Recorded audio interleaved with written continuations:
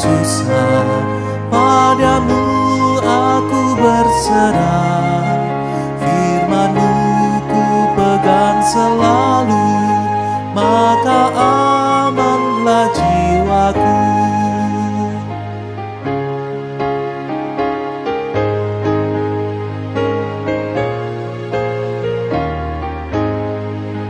Firman-Mu ku pegang selalu, saat duka, saat senang, jalan hidup yang akan datang, tangan Tuhan yang memegang. Pencobaan menghimpit aku dan menjadi keluhanku. Firman-Mu ku pegang selalu, sayap-Mu tempat berteduh. Firman-Mu Tuhan ku pegang selalu. Hilanglah keraguanku bila hatiku rasa susah, padamu aku berserah. Firman-Mu ku pegang selalu, maka amanlah jiwaku. Selamat pagi Bapak, Ibu, dan Saudara yang dikasihi Tuhan, serta yang mengasihi Tuhan. Kita bersama-sama akan memulai persekutuan doa pagi. Dan sebelum kita bersama-sama membaca dan juga merenungkan bagian dari firman Tuhan, mari kita bersama-sama berdoa. Mari kita berdoa. Tuhan Yesus, kami sungguh bersyukur untuk pagi hari ini, ketika Tuhan sudah memberikan hari baru buat kami, untuk kami memulai kembali aktivitas kami, untuk kami bekerja, belajar, dan juga melakukan segala aktivitas di dalam kehidupan kami, serta pelayanan kami. Sebelumnya Tuhan, kami ingin Tuhan sendiri yang memimpin kami di dalam perjalanan hidup kami hari ini. Kiranya kasih setia-Mu yang terus-menerus menyertai dan memberkati kami, membimbing dan menolong kami, sehingga kami dapat berjalan seturut dengan kehendak-Mu. Terima kasih Tuhan. Saat ini kami mau dengar-dengaran akan firman-Mu.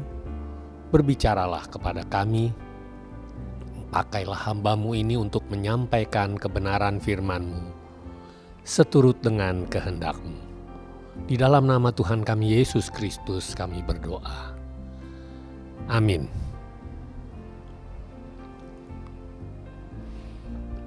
Bapak, Ibu, dan Saudara yang dikasihi Tuhan, pagi hari ini kita akan merenungkan sebagian dari firman Tuhan yang saya beri tema, cukupkah hanya memperoleh keselamatan? Kita akan bersama-sama membaca dari Injil Yohanes pasal 8 ayat 10 dan 11. Lalu Yesus bangkit berdiri dan berkata kepadanya, "Ibu, di manakah mereka? Tidak adakah seorang pun yang menghukum engkau?" Jawabnya, "Tidak ada, Tuan." Lalu kata Yesus, "Aku pun tidak menghukum engkau. Pergilah dan mulai sekarang jangan berbuat dosa lagi." Kita membahas sebuah perikop, yaitu tentang perempuan yang berzina. Kisah ini diawali ketika para ahli Taurat dan orang-orang Farisi membawa kepada Yesus seorang perempuan yang tertangkap melakukan zina. Dan mereka berkata kepada Yesus, menurut hukum Taurat, perempuan ini harus dihukum dengan dilempari batu sampai mati. Mereka bertanya, bagaimana pendapatmu? Pertanyaan ini ditujukan kepada Yesus untuk menjebak Tuhan Yesus, karena mereka sudah merekayasa jika pertanyaan ini akan dijawab oleh Yesus, pasti jawaban itu akan salah dan mereka dapat menyalahkan Yesus. Jadi tujuan mereka adalah menjebak Yesus.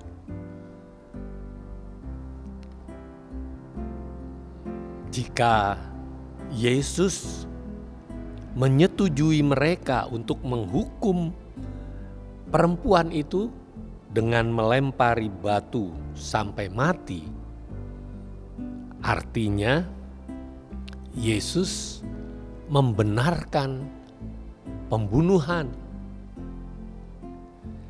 Jika Yesus melarang mereka untuk melempari batu, itu berarti Yesus mengizinkan adanya perzinahan. Namun yang menarik adalah jawaban Yesus yang sungguh di luar perkiraan mereka. Seperti di dalam Yohanes pasal 8 ayat 7 dikatakan, barang siapa di antara kamu tidak berdosa, hendaklah ia yang pertama melemparkan batu kepada perempuan itu. Ternyata tidak ada seorang pun dari para ahli Taurat dan orang-orang Farisi itu yang melempari perempuan itu. Satu persatu pergi meninggalkannya. Karena mereka sadar bahwa mereka pun berdosa.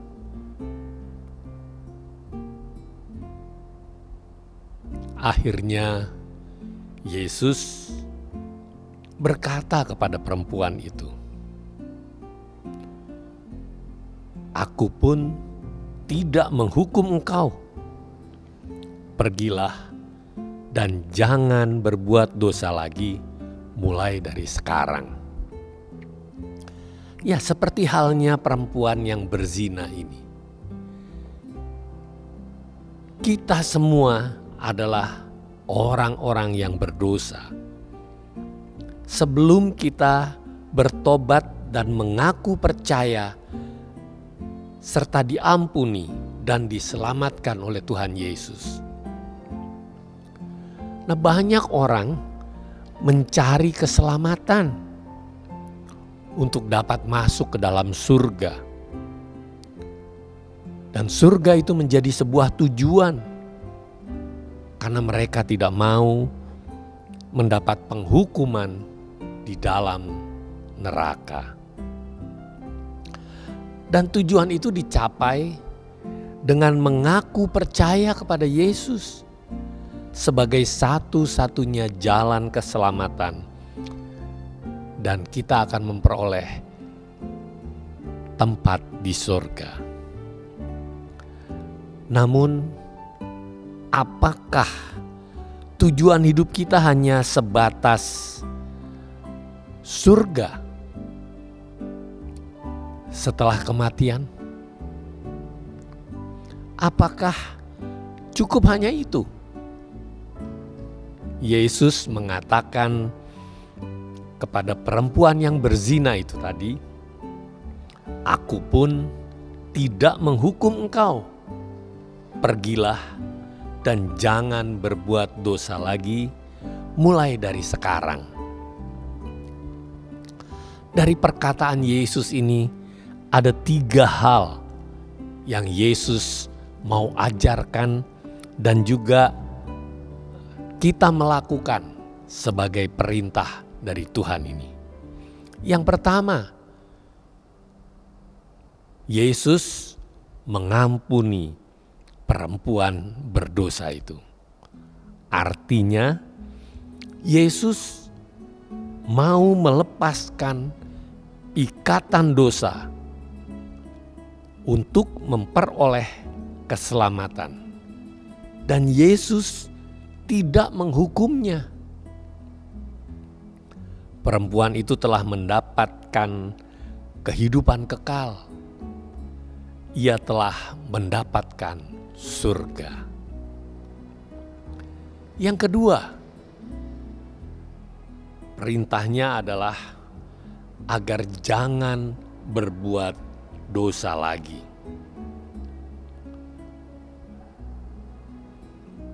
Dan sejak saat itu, Yesus mau bahwa perempuan ini tidak melakukan dosa. Hal ini menunjukkan ketika kita sudah diselamatkan dan menerima hidup kekal, tugas kita belum selesai.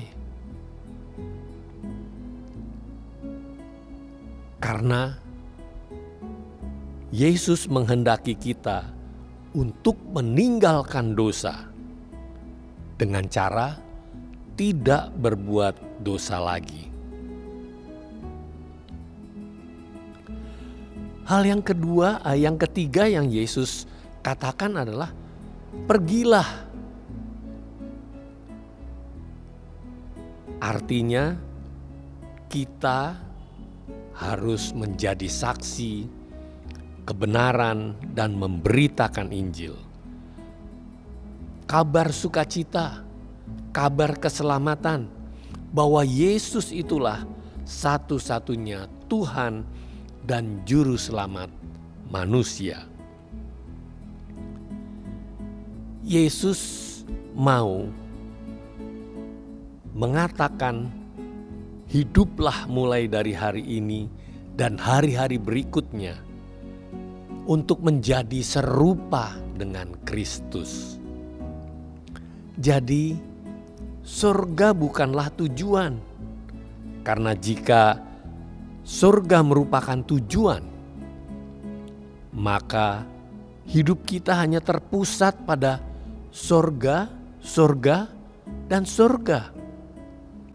Namun kita masih hidup di dunia, dan Tuhan Yesus menghendaki kita berubah. Jika fokus kita hanya surga, dan surga, kemungkinan besar bahwa hidup kita tidak berubah. Tuhan Yesus tidak peduli sejahat dan sekotor apa latar belakang kita. Apakah dulu kita adalah seorang pembunuh, seorang pencuri, seorang pezina, pembohong, bahkan seorang ateis sekalipun. Namun ketika kita sudah bertobat dan percaya kepada Yesus, maka kita sudah ditebus, diampuni, dan diselamatkan. Namun Tuhan Yesus menghendaki kita mempunyai tujuan bukan hanya sekedar surga, tetapi selama hidup di dunia ini kita harus terus-menerus berubah menjadi serupa dengan Kristus. Seperti yang Rasul Paulus katakan di dalam Filipi 3 ayat 10 dan 11, yang ku kehendaki ialah mengenal Dia, mengenal Yesus dan kuasa kebangkitannya dan persekutuan dalam penderitaannya, di mana aku menjadi serupa dengan Dia, serupa dengan Kristus dalam kematiannya, supaya aku akhirnya beroleh kebangkitan dari antara orang mati. Saudaraku yang dikasihi Tuhan dan yang mengasihi Tuhan, seperti Rasul Paulus dan seperti yang Tuhan Yesus kehendaki, agar kita menjadi serupa dengan Kristus. Bukan hanya sekedar mendapatkan keselamatan, bukan hanya sekedar mendapatkan kehidupan kekal di surga, tetapi dari hari ke hari kita menjadi serupa dengan Kristus. Tuhan Yesus memampukan kita untuk menjadi serupa dengan Kristus. Amin. Bapak, Ibu, dan Saudara yang dikasihi Tuhan, mari kita bersama-sama menaikkan doa-doa syafaat kita. Mari kita berdoa. Tuhan Yesus, terima kasih ketika pagi hari ini Engkau menyapa kami dengan firman-Mu untuk mengingatkan kami bahwa ketika kami sudah diselamatkan, ketika kami sudah menerima surga, kehidupan kekal, itu sebetulnya belum cukup. Tetapi yang Kau kehendaki adalah hidup kami terus berubah untuk menjadi serupa dengan Kristus, untuk menjadi orang-orang yang mau memberitakan Injil, mengabarkan kabar baik, kabar keselamatan kepada semua orang. Pagi hari ini Tuhan, Engkau sudah membangunkan kami dengan kesegaran tubuh jasmani kami. Kami sungguh bersyukur Tuhan, karena masih banyak orang-orang yang menderita sakit, bahkan sakit yang berkepanjangan, juga sakit yang sudah divonis tidak dapat sembuh dengan berbagai pengobatan terbaik sekalipun. Tuhan, Engkau tahu pergumulan hidup mereka, mereka yang sedang menderita, sedang menunggu kesembuhan mereka dari sakit penyakitnya. Tuhan, tolong supaya mereka mendapatkan kekuatan dan penghiburan dari Tuhan, bahkan sukacita ketika mereka ada di dalam sakit penyakit, ada di dalam penderitaan, dan mereka pun tetap berharap kepada Tuhan, menaikkan doa-doa agar mereka boleh beroleh kesembuhan dari Tuhan. Dan biarlah kami selalu juga dapat mengucap syukur di dalam keberadaan kami, sekalipun kami dalam keadaan yang sakit, keadaan penderitaan, beban yang begitu berat. Tapi kami percaya ketika kami boleh mengucap syukur kepada Tuhan, kami boleh bersuka cita karena Tuhan yang menolong, Tuhan yang mendampingi, bahkan Tuhan yang memberikan jawaban yang terbaik bagi segala persoalan hidup kami. Kami juga berdoa Tuhan untuk para orang-orang yang sudah lanjut usia dengan keterbatasan fisik mereka. Kiranya Tuhan tetap menjagai, memberkati mereka, dan memberikan sukacita kebahagiaan di dalam kehidupan mereka untuk senantiasa bergantung kepada Tuhan, dan mereka pun tetap bersyukur karena Tuhan masih memberikan kesempatan buat mereka dapat melayani Tuhan di dalam usia yang sudah lanjut. Terima kasih Tuhan, kami percaya bahwa Tuhan menolong setiap orang di dalam pergumulan hidup mereka.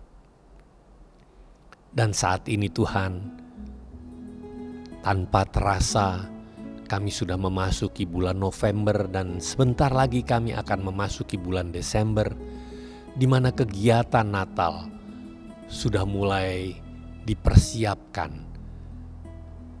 Kiranya Tuhan juga yang menolong para panitia dan setiap orang yang akan terlibat di dalamnya untuk merayakan Natal dengan penuh sukacita, dengan persiapan yang sungguh-sungguh, baik acara, ibadah, dan mungkin juga ada baptisan. Kiranya Tuhan juga yang memberkati di dalam setiap kegiatan yang ada. Tuhan, terima kasih untuk semua berkat-Mu. Saat ini kami mau berdoa juga untuk pemerintahan bangsa kami. Biarlah Tuhan juga yang menyertai, memberkati Presiden, Wakil Presiden, para menteri yang sudah dipilih di dalam kabinet. Semuanya juga boleh berjalan dan menjalankan roda pemerintahan dengan baik.